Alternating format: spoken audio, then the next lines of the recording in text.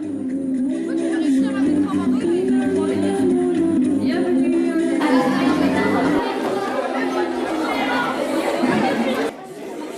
à la conférence sur la protection des guépards. Nous espérons que vous allez passer un agréable moment et apprendre plein d'informations sur les guépards. Et merci de votre attention. Les caractéristiques du guépard. Le guépard vit généralement en Afrique, dans la savane. Il est le mammifère terrestre le plus rapide et il fait partie de la famille des félins. Le guépard peut effectuer jusqu'à 3 foulées par seconde. En une foulée, il peut faire un bond allant de 7 à 8 mètres. Le mot guépard vient du nom scientifique Acinonyx javatus. Le mot guépard est attesté en français depuis le XVIIe siècle, sous la forme guapard, parfois latinisé en gapardus, lui-même emprunté à l'italien gattopardo.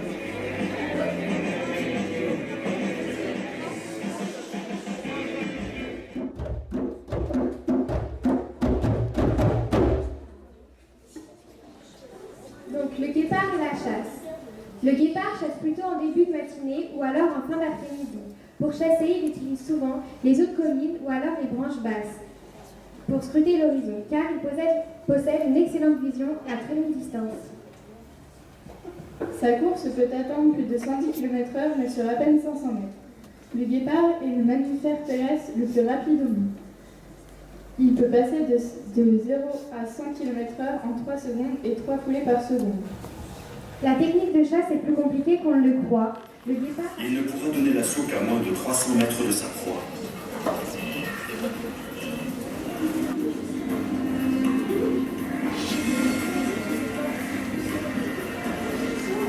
Le jeune félin ne sait pas approcher suffisamment des gnous et sa cible l'évite facilement.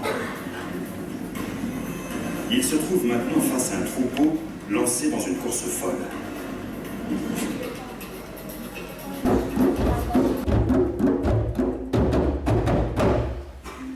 Pour les mâles, la vie est beaucoup moins difficile que pour les femelles.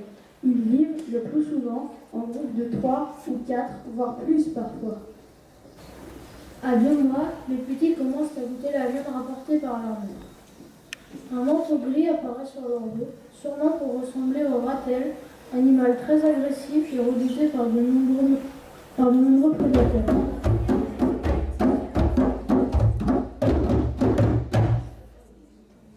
Le guépard, une espèce de félin en voie de disparition.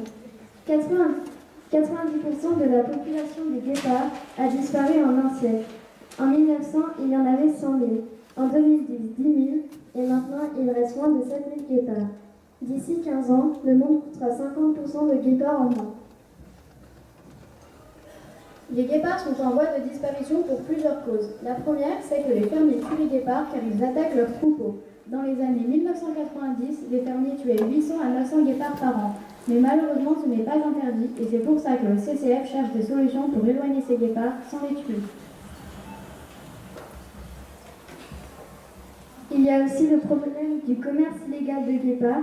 Donc en fait, les gens, ils achètent des guépards pour le plaisir et pour le prestige, mais ils ne savent pas s'en occuper. Donc souvent, surtout si les guépards sont petits, ils meurent. Aussi, les lions tuent les bébés guépards car ils représentent une concurrence. Ils ne courent pas assez vite pour attraper les grands, mais ils le peuvent avec des plus petits.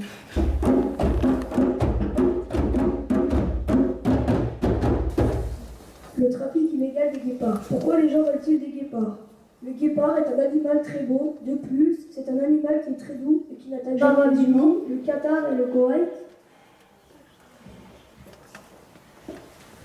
Les problèmes que crée le trafic illégal des guépards. Le trafic illégal provoque la disparition de leur espèce. Lorsque les braconniers attrapent un bébé guépard, ils tuent la mère. 3 guépards sur 4 meurent à cause du long voyage qu'ils font pour être chez les hommes alors qu'ils ne savent pas s'en occuper. Leur santé est donc mise en jeu. Alors là, c'est un guépard qui est en bonne santé. Et là, c'est un bébé guépard qui est en mauvaise santé. Les solutions. Le CCF, notamment Laurie Marker, fait des interventions, des conférences et des expositions pour expliquer aux gens qu'il ne faut pas acheter des bébés guépards, même s'ils sont mignons. Elle leur explique que c'est En 1988, la Namibie devient indépendante. C'est à ce moment-là que Laurie Marker fonde le CCF, une organisation consacrée aux guépards. Le CCF devient la principale l'Organisation mondiale dédiée à la sauvegarde du guépard dans la nature. Le CCF a stabilisé et a même augmenté la population de guépards en Namibie. En Namibie, il y a un buisson épineux qui envahit la savane. Ce buisson est dangereux car il porte de très longues épines qui peuvent gravement blesser les guépards au niveau des coussinets. Quelquefois, ces blessures s'infectent. Quand les guépards sont blessés, ils ne peuvent plus chasser, plus courir, donc ils meurent de faim. Le CCF a décidé de couper ces buissons et d'améliorer l'habitat des guépards. Le personnel du CCF ramasse les buissons, les réduit en petits morceaux, les broie et les rassemble sous forme de bûchers de combustible. Ce combustible est très écologique car il ne produit pas de gaz à effet de serre. Ça, c'est une bûchette de combustible. Et ça, c'est ce qu'on enroule chez Au CCF, les chiens de berger de race anatolien sont originaires de Turquie. Ils sont utilisés depuis plus de 6000 ans pour protéger les troupeaux des attaques de leurs prédateurs dans les régions arides.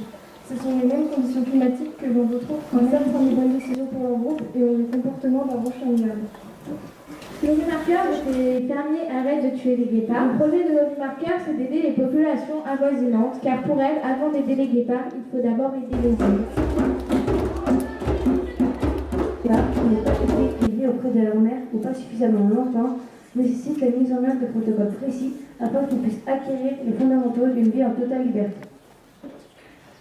Un suivi est mis en place et des ajustements sont faits jusqu'au retour à la vie sauvage du guépard. Le CCF, tels les ambassadeurs au Kakarara, ne peuvent pas être relâchés parce qu'ils sont arrivés au CCF trop jeunes et sont maintenant habitués et dociles avec les humains pour être remis en liberté dans la nature. Les chats, devenus adultes, vont bientôt prendre leur indépendance et quitter leur mère. L'équipe du CCF leur a posé des colliers émetteurs afin de mieux suivre leur cheminement au cours des prochaines semaines. Ils sont en bonne santé et prêts à vivre une vie de guépard sauvage libre. Nous allons vous présenter l'histoire de Bitou et de Phoenix.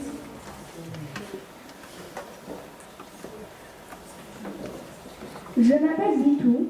Mon histoire commence il y a 4 ans, en décembre 2014, quand j'avais 6 mois. Bitou peut manger des bons petits plats.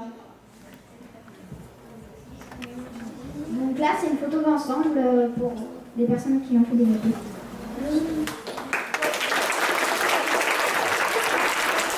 Vous savez pourquoi on vend des gâteaux pendant certaines récréations?